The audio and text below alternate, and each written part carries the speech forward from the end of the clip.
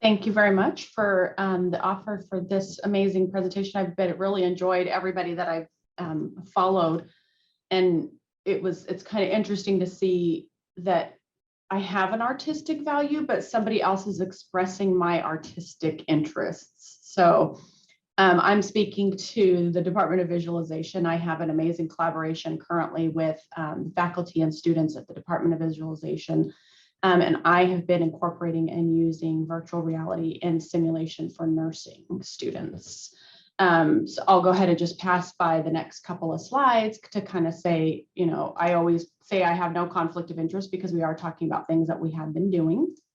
And then I just put a short bio that I won't go into extreme length about, but I am a nurse of 20 plus years. I have been working in several different areas.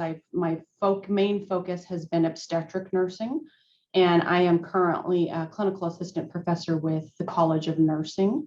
I have quite a wealth of experience in just teaching, but also in teaching simulation. So simulation is one of the avenues that healthcare took probably a long time ago. I mean, we always used to use things like oranges and different types of things and role play to kind of simulate taking care of our patients. A lot of times we would do it with our partners, either in the lab or in those areas. And so as we've kind of started to grow in simulation within healthcare, I took the opportunity to approach the Department of Visualization and starting to create really different avenues to looking at simulation and how we could use it in healthcare.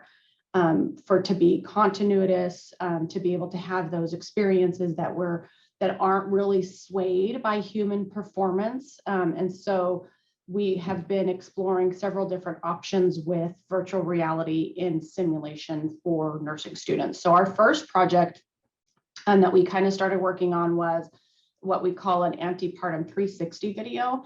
And so the 360 video was created within a lab setting. I am the faculty member for this course. So I was fortunate to have a staff member in our Clinical Learning Resource Center that was pregnant. And so I performed an antepartum assessment on her as my patient. And so for those that may not be aware of what antepartum is, this is those different stages of pregnancy for somebody that is pregnant. And so my students within my undergraduate learning program, they need to learn how to assess a pregnant patient prior to caring for them in the hospital setting. And we've had a multitude of issues with trying to get antepartum patients or standardized patients for them to be able to practice on. And so this was one of my solutions. So we created the 360 video. The students watch it. We used a 360 camera, and then they use the Oculus Quest headset to be able to watch me perform it. And then they use what we call low fidelity models afterwards to assess the patients. And this was a very low interaction, didn't have a whole lot of money needed to be able to do the cost, but the Department of Visualization kind of did all the editing and creating the video that is approximately 20 to 23 minutes for the students to run through. Two of the other projects that we're working on are our forensic nursing program. So we have a Center of Teaching Excellence for forensic nursing, and we train and certify sexual assault nurse educators.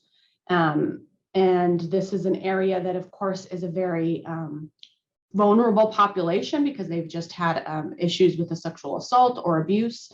And so the Department of Visualization, working with myself and other faculty members within the Department of Forensics, are creating this VR. So the student or the participant will actually put on the Oculus headset and will complete the sexual assault examination initially within this platform. And then afterwards, they will actually be able to do it with what we call a standardized patient within the simulated setting. But this gives them the opportunity to be able to practice something and kind of look at that opportunity for deliberate practice prior to performing the examination. One of the other projects that we are currently doing is what's called SBIRT, and that's screening, brief intervention, and referral to treatment. And this is a product that we are creating to be able to allow our students to be able to do an intervention for patients that are suffering for substance abuse and misuse issues. Something that has been definitely on the rise during COVID. with people in seclusion and kind of having issues with dealing with either anxiety or different things. We tend to use alcohol, drugs as a coping mechanism. And so we've seen a rise in both of those. And then as a healthcare provider, we can screen for these and hopefully provide intervention for our patients. So finally, one of the couple of the other projects that are coming up, we have one that's we call Impacts, and this is a picture from a project in development that will also be a VR setting. And basically, we have federal funding to create VR projects incorporated into our pre-licensure program that will increase care of the client in a community setting. And so this particular one is the care of a pediatric patient in a school setting that has a history of type 1 diabetes, and kind of walking through that whole scenario, what's occurring. And we do have a couple of other ones in development with that team as well.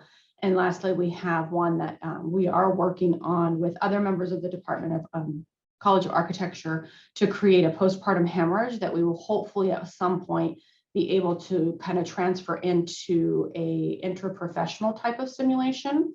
But initially what we're doing is trying to at some point create some type of overlap with haptics so that there can actually be the dexterity part of managing a patient with a postpartum hemorrhage. We have chosen this because there is a high morbidity mortality rate for women experiencing postpartum hemorrhage, and we're trying to see if there's an impact that we can have with decreasing these issues with postpartum hemorrhage. So all of our projects are currently federally funded through HRSA. We have the first one, which is the SBIRT, is through our NCyber, to where we have an integrated behavioral healthcare pipeline that we're working on. The forensics one is federally funded and funded by legislation. So we are kind of receiving money from the state of Texas to increase the number of SANE nurses and the utilization in rural underserved areas. And you'll see kind of the common theme with all of our VR platforms is really trying to get back to our community with those rurally underserved populations within the state of Texas, and then hopefully kind of be able to disseminate and advance that throughout practice.